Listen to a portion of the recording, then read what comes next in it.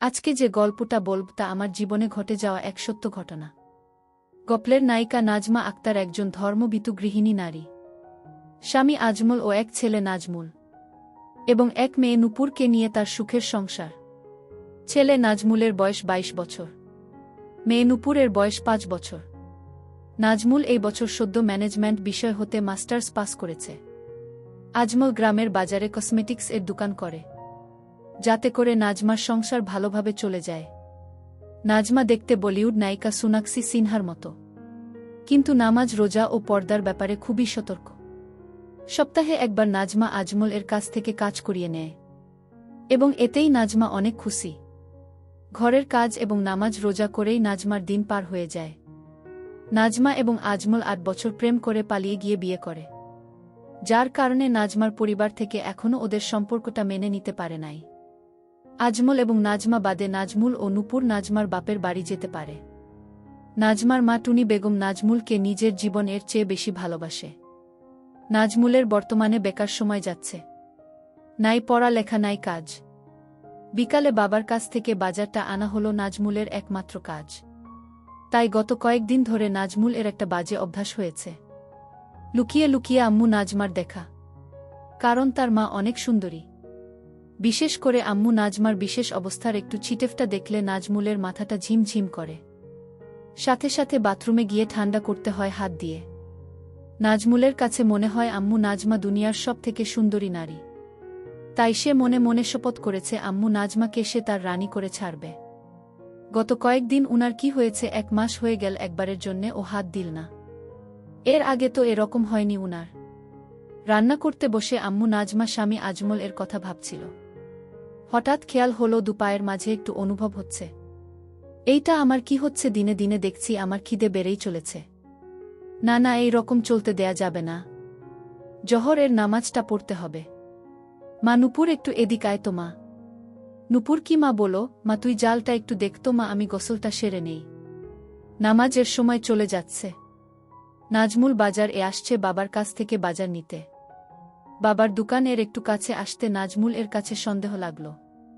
বাবার দোকানের সামনে এই মেয়েটা কে? আর বাবা কোথায়? মেয়েটা মনে হচ্ছে সামনে একেবারে ঝুঁকে আছে। নাজমুল মনে মনে ভাবল, না, আমাকে রহস্যটা জানতে হবে। নাজমুল একটু কাছে গিয়ে অন্যদিকে তাকিয়ে বাবা ও মেয়েটার কথাগুলা শুনতে চেষ্টা করল। যা শুনতে পেল তাতে নিজের কানকে বিশ্বাস করতে পারছিল না নাজমুল। কথাগুলা এমন, আর কতদিন এভাবে লুকিয়ে লুকিয়ে হবে? আমার যতদিন না বিয়ে করে তোমার বাড়ি নিয়ে যাচ্ছি ততদিন। নেব জান, খুব শীঘ্রই বাড়ির বউয়ের কাছে তালাকের পেপারটা পৌঁছে যাবে, আর বুটা বিদায় হলেই তুমি আমার রানী। কথাগুলা শোনার পর নাজমুলের কাছে মনে হচ্ছে বাবাকে একটা না, আমার আর বাজারে থাকা চলবে না। এখনই বাড়ি গিয়ে আমার আম্মুকে বলতে হবে। বাবার সামনে এমন একটা ভাব করল নাজমুল যেন সে এইমাত্র আসলো, এবং খুব ব্যস্ত বাজারটা নিয়ে তাড়াতাড়ি বাড়ির দিকে রওনা করল নাজমুল। আজকের রাস্তা মনে হয় শেষ হচ্ছে না। ১০ মিনিটের রাস্তা আসতে ১ ঘন্টা সময় লেগেছে, এমনটাই মনে হচ্ছে নাজমুলের কাছে। পুরা রাস্তাটা নাজমুল আম্মু নাজমার কথা ভাবতে ভাবতে আসছে। নিজের অজান্তাই নাজমুল অনুভব করল শরীর দিয়ে একটা অদ্ভুত সুখের স্রোত বয়ে যাচ্ছে।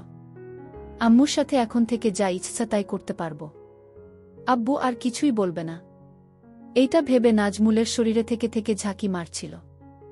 আকাশ কুসুম ভাবতে ভাবতে নাজমুল বাড়ি এসে পৌঁছাল।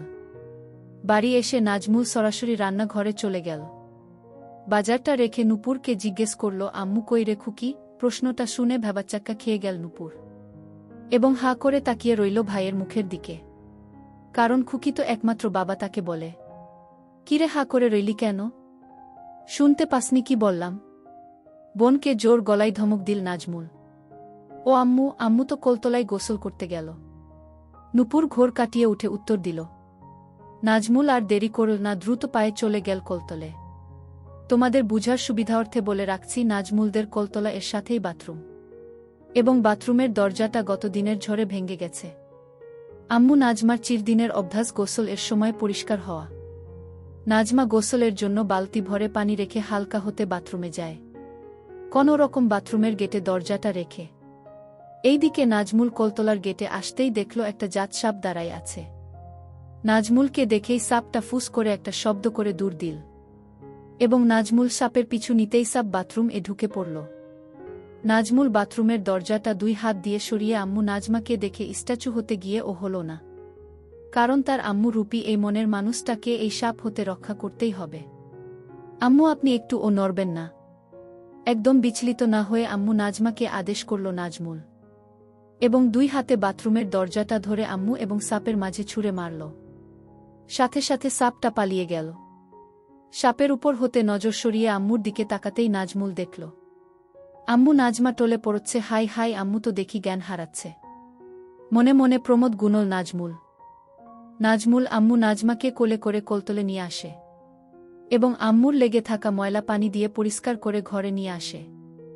ভাইয়া আম্মুর কি হয়েছে? নূপুর দূর থেকে দেখে দৌড়ে এসে কাদা কাদা মুখে নাজমুলকে জিজ্ঞাসা করে। ও কিছু না, তুই রান্নার কাছে যা, আমি আম্মুকে দেখছি। নাজমুল বোনকে আশ্বস্ত করে রান্নার কাছে পাঠিয়ে দেয়। নাজমুল হাতে পানি নিয়ে আম্মুর মুখে পানির ঝটকা দিবে, এমন সময় মাথায় একটা শয়তানি বুদ্ধি আসে। আচ্ছা, আম্মু তো এখন বেহুশ, তাহলে এই সুযোগটা আমি কাজে লাগাচ্ছি না কেন? নাজমুল নিজের কাছে নিজেই প্রশ্ন করে ভাবনাটা মাথায় আসতেই মাথার উপর ফ্যান চলছে, তারপর ও নাজমুল এর ঘাম ঝরছে। কাপা কাপা হাতে শাড়ির আঁচলটা সরিয়ে দেয়। নাজমুলের মাথায় চক্কর মারে, মনে হচ্ছে কারো হাত পড়ে নাই এখনো। হঠাৎ কানের কাছে নূপুর এর গলা ভেসে এল। ভাইয়া, ভাত রান্না শেষ, এখন কি করব? নাজমুল আম্মু নাজমার মুখ সরাতে সরাতে ভূত দেখার মতো করে বলল, তুই এখানে আসছিস কেন? ওখান থেকে বললেই তো পারতি। তুই রান্না ঘরে গিয়ে মাছটা কাট, গিয়ে আমি আসছি। নাজমুল ভাবল না আর এটাকে দীর্ঘায়িত করা যাবে না, এখনই আম্মুর জ্ঞান ফেরাতে হবে। তার আগে আমার জন্মস্থান এবং আমার স্বর্গটা একটু দেখে নেই। কাপা কাপা হাতে নাজমুল আম্মু নাজমা আবার সব ঠিক করে দিল। নাজমুল, ঘুমন্ত আম্মুকে আমি চাই না, আমি খাব আমার জাগ্রত আম্মুকে চাই। মুখে পানির ছিটা লাগতেই আম্মু নাজমা চিৎকার দিয়ে বলে উঠল, সাপ সাপ চলে গেছে আম্মু, আপনি এখন ঘরে আমার কাছে। এই যে দেখেন, বলতে বলতে নাজমুল আম্মু নাজমাকে কাছে টেনে ধরল। নাজমার স্বাভাবিক হতে 3 থেকে 4 মিনিট সময় লাগল এবং নাজমুল এই সুযোগে আম্মুকে ধরে রাখল। আম্মু নাজমা মনে মনে ভাবল, বিষয়টা বাড়াবাড়ি হয়ে যাচ্ছে। বাবু, আমার খুব ক্লান্ত লাগছে, আমাকে একটু একা থাকতে দে এখন। ঠিক আছে আম্মু, আপনি রেস্ট নিন, আমি রান্নাটা দেখছি, আর একটু পরে উঠে গোসল করে খেয়ে নিবেন। আম্মু নাজমাকে ঘরে একা ছেড়ে নাজমুল রান্না ঘরের দিকে চলে গেল। কি হয়ে গেল আমার? যেই আমার স্বামী ছাড়া আর কাউকে কোনোদিন দেখতে দিলাম না, আজকে আমার কোনো পাপের কারণে এত বড় সর্বনাশ হয়ে গেল। আমার ছেলে সব দেখে নিয়েছে। হে মালিক, তুমি আমার মরণ দিচ্ছ না কেন?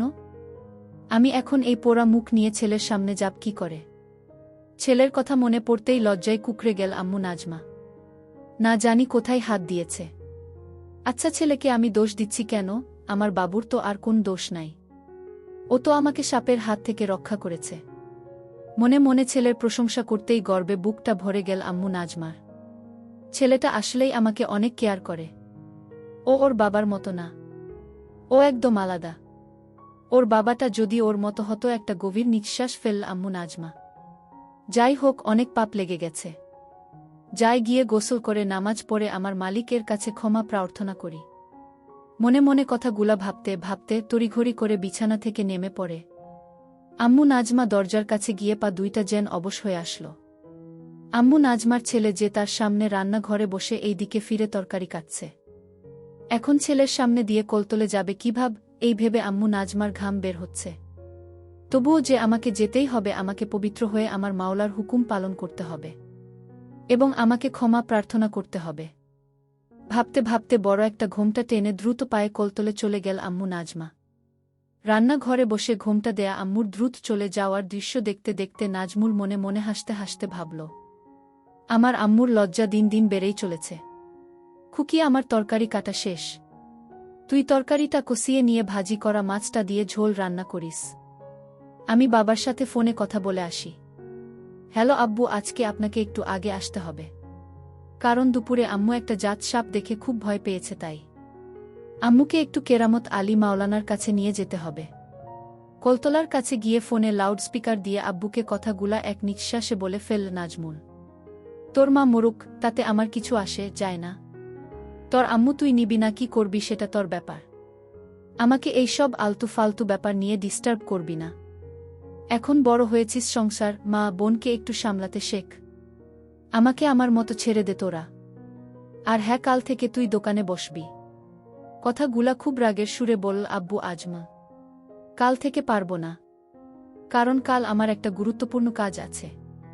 তবে পরশু দিন থেকে বসব। আর হ্যাঁ, এখন থেকে আম্মু এবং নূপুরের সব দায়িত্ব আমার। বলেই ফোনটা কেটে দিল নাজমুল। আম্মু নাজমা গোসল শেষে বাপ বেটার ফোন আলাপ মন দিয়ে শুনছিল। ফোন আলাপ শেষ হতেই বড় করে ঘোমটাটা টেনে দিয়ে দ্রুত পায়ে ঘরের দিকে যাচ্ছিল আম্মু নাজমা।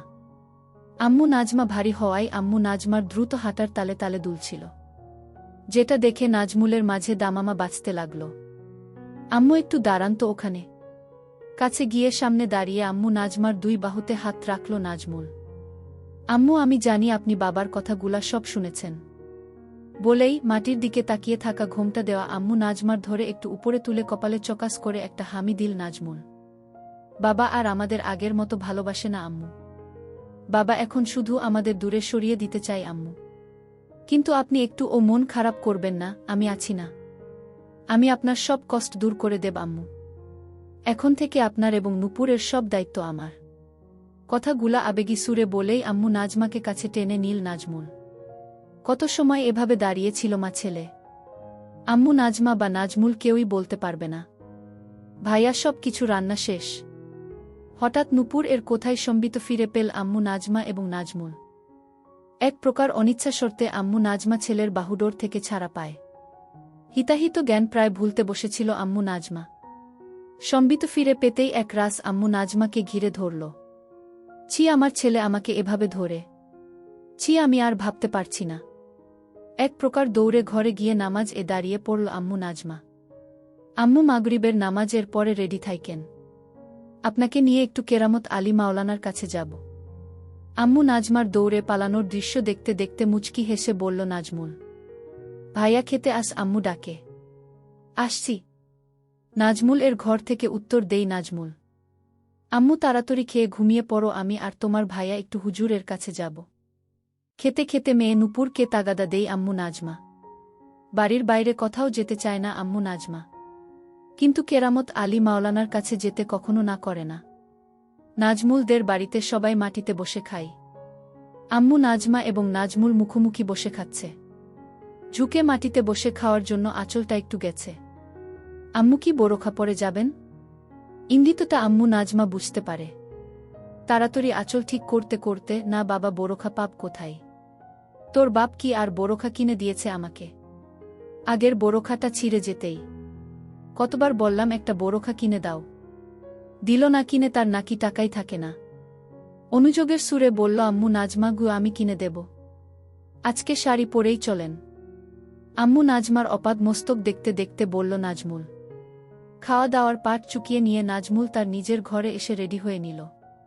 আম্মু নাজমা মেয়ে নূপুরকে ঘুম পাড়িয়ে রেখে আয়নার সামনে দাঁড়িয়ে চোখে একটু কাজল দিয়ে নিল, আর একটু আতর মেখে নিল। এই আতর আর কাজল ছাড়া কোনো প্রসাধনী ব্যবহার করে না আম্মু নাজমা। আম্মু নাজমা দরজার শিকল টেনে তালাটা লাগিয়ে ঘুরতেই দেখল নাজমুল ভ্যাবলার মতো হা করে তাকিয়ে রয়েছে। একেবারে অপ্সরীর মতো লাগছে আম্মু নাজমাকে। নিজের নিয়ন্ত্রণ হারিয়ে ফেলেছে নাজমুল। মনে মনে ভাবল, আজ যেভাবেই হোক আম্মুকে কাজ করে দিতে হবে।